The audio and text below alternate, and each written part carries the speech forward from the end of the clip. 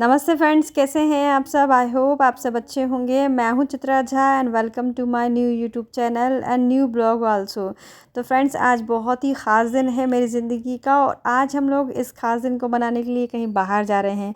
तो कहाँ जा रहे हैं और क्यों जा रहे हैं ये तो मैं आपको बताऊंगी। साथ ही साथ अपनी ज़िंदगी के वो मेमोरेबल मोमेंट आपको बताने वाली हूँ जहाँ से मेरे सपनों के साकार होने का सफ़र शुरू हुआ था। वही दिन था जिस दिन से मैंने बिल्कुल कभी पलट के दोबारा नहीं देखा। तो उस मेमोरेबल मोमेंट के लिए और साथ ही साथ इस सुहावने सफ़र को एंजॉय करने के लिए तैयार हो जाइए। लेकिन उससे पहले मैं आपको बता दूं कि जाने से पहले मैंने क्या क्या तैयारी की और घर में क्या क्या किया है। पता नहीं ये ऊपर वाले को मेरे से क्या परेशानी है। जिस दिन मुझे कहीं जाना होता है या कोई अच्छा प्रोग्राम होता है उस दिन मेरा फास्ट ज़रूर होता है। तो बस एज़ यूजुअल आज मेरी एकादशी का व्रत है तो मैंने सबके लिए तो खाना तैयार कर दिया है। लेकिन मैं अपने लिए बना रही थी साबूदाने की टिक्की। सोचा था रास्ते में भी ले जाएंगे लेकिन पतिदेव एक्सपेक्टेड टाइम से पहले आ गए हैं। तो बस मैं अपनी आदत से मजबूर हूँ। मैं जल्दी से मोल्ड कर लेती हूँ अपने आप को। जो मटेरियल मैंने टिक्की के लिए तैयार किया था उसी को मैंने हलवा स्वरूप अपनी खिचड़ी बना ली है और मैं इसी को ही खाने वाली हूँ और खा के फटाफट से फिर हमको तैयार होना है। और अब पतिदेव को भी मैं खाना दे रही हूँ और बस फिर मैं तैयार होने के लिए जा रही हूँ। जैसी भी खिचड़ी बनेगी मैं वही खाऊंगी आज। तो बच्चों ने खाना खा लिया है और अब पतिदेव जी के लिए मैं प्लेट लगा रही हूँ। तो आप भी देख लीजिए मैंने क्या क्या बनाया है। बीन्स की सूखी सब्जी बनाई है आलू के साथ में और पूड़ी बनाई हुई है और सेवैयाँ बनाई है। पतिदेव जी को बहुत पसंद है मेरे हाथ की सेवैयाँ। चलिए, और कहीं जाने से पहले मेरी आदत है मैं बच्चों को खाना वगैरह अच्छे से खिला देती हूँ ताकि रास्ते में परेशान ना करें मुझे। और किचन को बिल्कुल नीट एंड क्लीन करके जाती हूँ ताकि मुझे आने के बाद में कोई परेशानी बिल्कुल नहीं होनी चाहिए। तब आपको बताती हूँ तैयार हो चुके हैं हम लोग। और अब स्पेशल क्या है वो बता देती हूँ। आज मेरे पतिदेव का बर्थडे है तो माता जी से सुबह आशीर्वाद लिया। तो हमारे यहाँ जब भी जिस किसी का बर्थडे होता है तो उसको तिलक लगाने के बाद मिठाई खिलाई जाती है। तो ये काम तो वैसे माता जी करती हैं लेकिन आज ये जिम्मेदारी मुझे सौंपी गई है। तो सहर्ष मैंने भी स्वीकार की और इनको तिलक लगाया। मैं मिठाई खिलाती उससे पहले हमारे छोटे पुत्र पीछे नहीं है, उन्होंने मिठाई खिला दी और बड़े पुत्र भी पीछे रहने वाले नहीं हैं। और अब दोनों जन मिठाई खिला के आशीर्वाद ले रहे हैं। और आशीर्वाद की तो क्या कहूँ मैं आपको, सुबह से ही सबके फ़ोन आ रहे हैं, आशीर्वाद देने वालों के भी और आशीर्वाद लेने वालों के भी। इतने सारे लोगों ने, सब दीदियाँ फ़ोन करती हैं, मेरी ननद लोग, मतलब भाभियाँ, सब लोग फ़ोन लगाती हैं। और मेरा भाई, मेरी बहन, सबके व्हाट्सएप पे फ़ोन। और एक स्पेशल चीज़ आज और है वो मैं आपको बता दूँ। पहले मैं पतिदेव को मिठाई खिला दे रही हूँ और मैंने जो गिफ्ट बुलवाया था वो अभी तक आया नहीं है। और क्या ही मैं गिफ्ट दूँगी इनको। मुझे कभी कभी लगता है सारे गिफ्ट दुनिया में फीके हैं इनके आगे, मतलब सूरज को रोशनी दिखाने के बराबर हैं सब कुछ इन्होंने मुझे दिया है। तो बस कुछ स्पेशल ये रहता है कि मैं इनके बर्थडे के दिन अपनी मांग दोबारा से इनसे भरवाती हूँ हर साल। और भगवान से प्रार्थना करती हूँ कि ये हर साल ऐसे ही मेरी मांग भरते रहें और मेरी हर ज़िंदगी में मुझे ये मिले।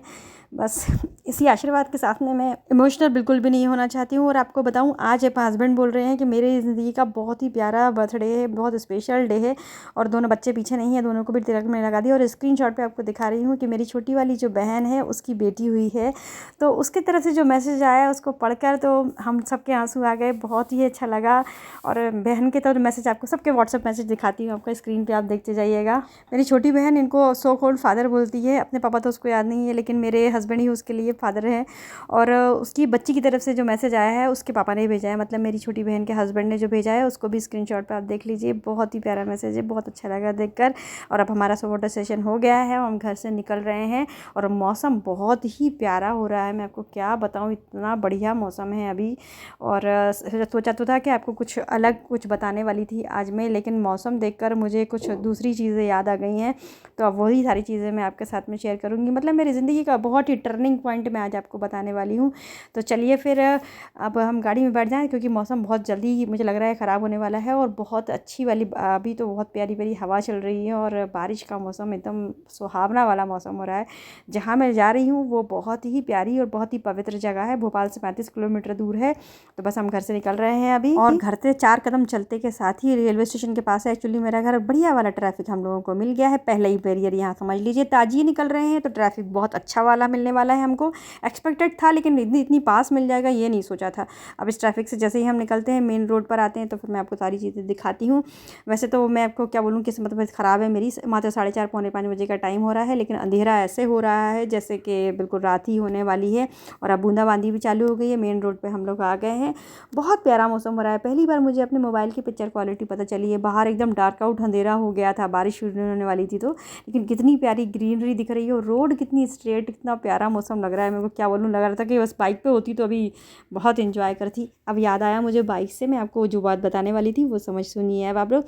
एक्चुअली आज से 22-23 साल पहले की बात है, सन 2003 की। 2002 में मेरे फादर एक्सपायर हुए थे। हमारे घर का माहौल एकदम बदल गया था, सब लोग एकदम उदास हो गए थे, हंसना बोलना मातम छा गया था मेरे घर में। हम लोग बिल्कुल एकदम हताश हो चुके थे, लग रहा था जीवन में से सब कुछ ख़त्म है, सब काला हो गया है, सारे रंग ख़त्म हो चुके हैं। मन में सोचा तो बहुत कुछ था, इतनी सारी जिम्मेदारियाँ थी, लेकिन समझ ही नहीं आता था मैं क्या करूँ। मैं बहुत चिड़चिड़ी हो गई थी उस टाइम, अपने आप में ही रहती थी, किसी से बोलना बोलना बहुत कम कर दिया था मैंने। घर में कोई किसी से नहीं बोलता था, एकदम बहुत ही बुरा वाला माहौल हो गया था। तो मेरे हस्बैंड उस टाइम ग्वालियर में रहा करते थे, ये आए और इन्होंने मेरी छोटी बहन को और उसके हस्बैंड को भी घर बुलाया और बोले चलो अपन घूमने चलते हैं। मेरा दिमाग अपसेट हो गया, कहाँ लेके जा रहे हैं। और ये पहली बार हमको, जहाँ मैं ले जा रही हूँ आप लोगों को, कंकाली माता का मंदिर है, भोपाल से 35 किलोमीटर दूर है ये। और ये मुझे वहाँ पर ले जाने के लिए फ़ोर्स किया इन्होंने। उस टाइम रोड वगैरह इतनी अच्छी नहीं हुआ करती थी, बाइक से ये हमको ले जाने के लिए तैयार हो गए। पूरे रोड पर पानी भरा हुआ था। अब मुझे घूमने से ज़्यादा टेंशन ये थी कि सबकी चप्पल ख़राब हो जाएंगी और फिर पूरे साल भर नंगे पैर घूमना पड़ेगा। चप्पल हाथ में लेके तो मैं ऑफिस जाया करती थी बारिश में, कि मेरी चप्पल ख़राब हो जाएगी। इतना बुरा टाइम था, इतना बुरा वक्त था वो, कि मेरे पास 10 रुपये भी नहीं होते थे प्रसाद चढ़ाने के लिए भी। मैं बस चल दी और मैंने, इन लोगों ने रास्ते में पेट्रोल डलवाया, तो मैंने अपने हस्बैंड, मेरी छोटी बहन के हस्बैंड से कहा कि कहाँ चल रहे हैं आप लोग दिनेश, वापस चलो। तो बोलता दीदी चल, तो बहुत प्यारी जगह है, तू जो मांगेगी ना वहाँ मिल जाएगा। मतलब मुझे अंदर इतनी लालसा थी कि मैं जो मांगूंगी मुझे मिल जाएगा। भगवान पे बहुत भरोसा करती आई हूँ शुरू से। तो मैं कहा चलो भाई चलते हैं। अब रास्ते भर में पूरा यही अंदर उथल पुथल चल रही थी कि हम कहाँ जा रहे हैं, क्यों जा रहे हैं, बहुत मौसम ख़राब हो रहा है, तबीयत ख़राब हो जाएगी किसी की तो हम क्या करेंगे। लेकिन मैंने रास्ते में देखा कि बहुत सारा पानी भरा हुआ था, गाड़ी निकल नहीं पा रही थी, तो सब लोगों ने उसमें धक्का मार के गाड़ी को निकाला। और उस वक्त मैंने अपने छोटे भाई बहनों को एंजॉय करते हुए पहली बार सालों बाद मैंने देखा कि नहीं, गरीबी नहीं, बहुत एक ऐसी चीज़ होती है, हंसना सबको अधिकार है ज़िंदगी में। हमको लोगों ने इतना डिप्रेस कर दिया था, लोगों ने ऐसा ऐसा हमसे बोलते थे कि किसी से बोलना मत, हंसना मत, पापा चले गए हैं, लोग क्या बोलेंगे तुम्हारे बारे में।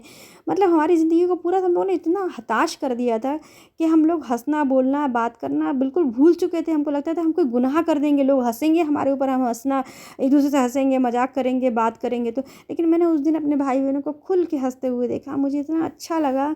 एक अंदर से एनर्जी आ गई, एक पॉजिटिविटी आ गई कि नहीं, ये हमको भी हक है जीने का, हमको भी खुश रहने का हक है।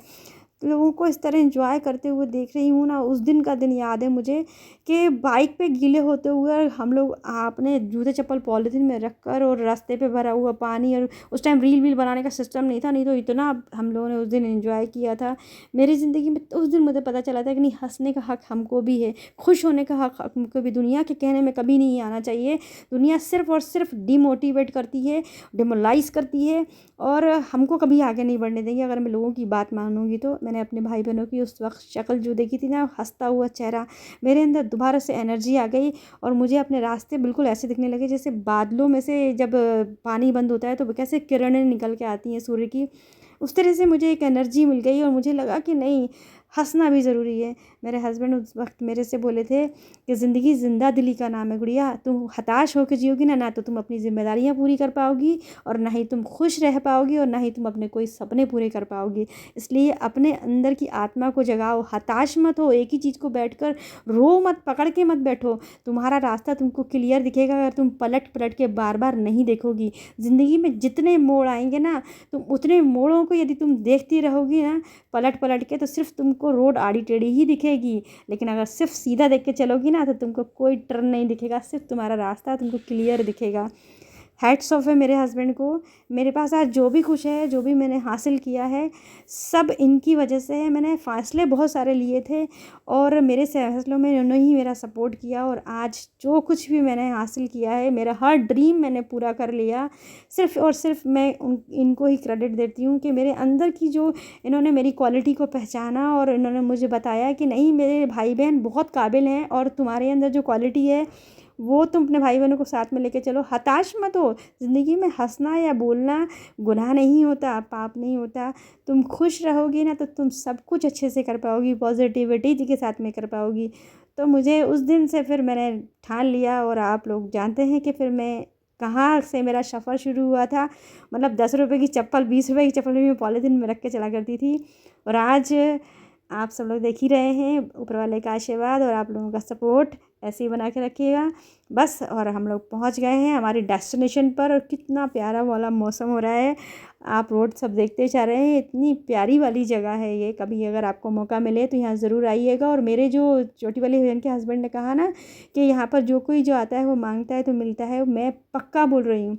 यहाँ पे जब भी मैं आई हूँ मैंने कुछ मांगा है, वैसे तो मुझे बिना मांगे ही सब कुछ मिला है, लेकिन जब भी मैं यहाँ पर आई हूँ मैंने कुछ मांगा है मुझे पक्का मिला है।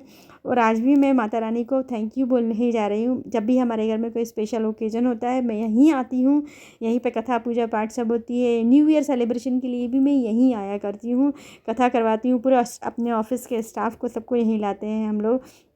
बहुत मज़ा आता है, बहुत ही ज़्यादा मज़ा आता है यहाँ पर। चलिए बस अब हम पहुँच ही गए हैं। उस टाइम जिस टाइम 22 साल पहले आई थी तो पूरा रोडों पर पानी भरा हुआ रहता था और हम रोड पे ही ऐसे पैदल पैदल चल चल के जाया करते थे और बहुत एंजॉय करते थे।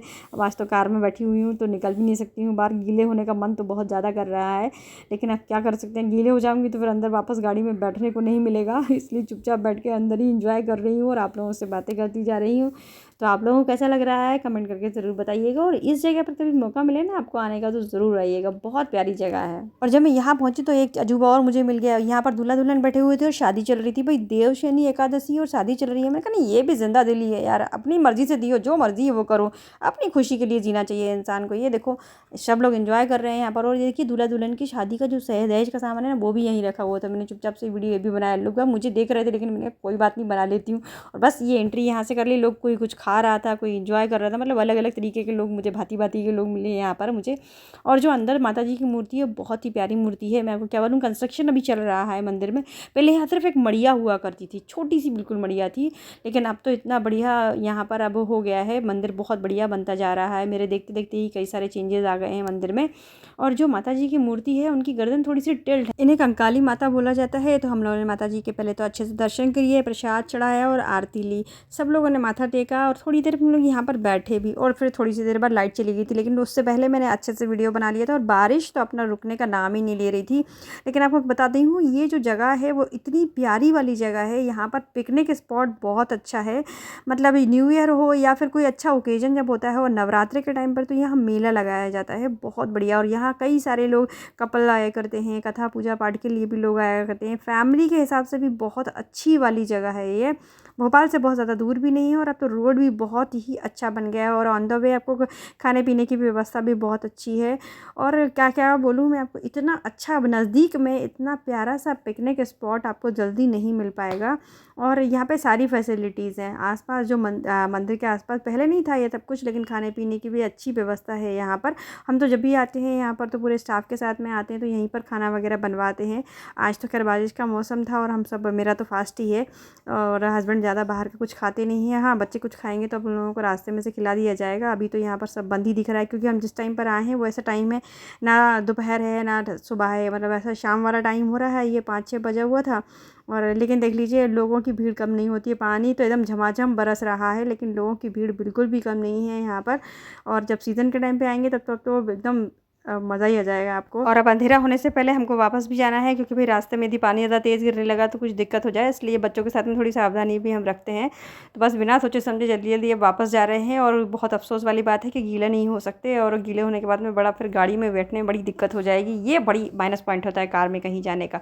बाइक में होते तो कोई टेंशन नहीं होती। और देख लिया अंधेरा हो गया और अब हम लोग जहाँ आए उसे सागर घेरे कहा जाता है। सागर घेरे में इंडियन और फास्ट फूड दोनों ही बहुत बढ़िया मिल जाता है। हमें तो कुछ खाना नहीं है लेकिन बच्चों के लिए हमको रुकना पड़ा है, तो मन चीज़ पास्ता खा रहे हैं। और टेस्ट इतना बढ़िया होता है यहाँ के खाने का, क्वालिटी और क्वांटिटी बहुत अच्छी है। मतलब मन को तो मुंह में चिक रहा है लेकिन उसको बर्दाश्त नहीं होता, जल्दी से खा लूँ मैं बस।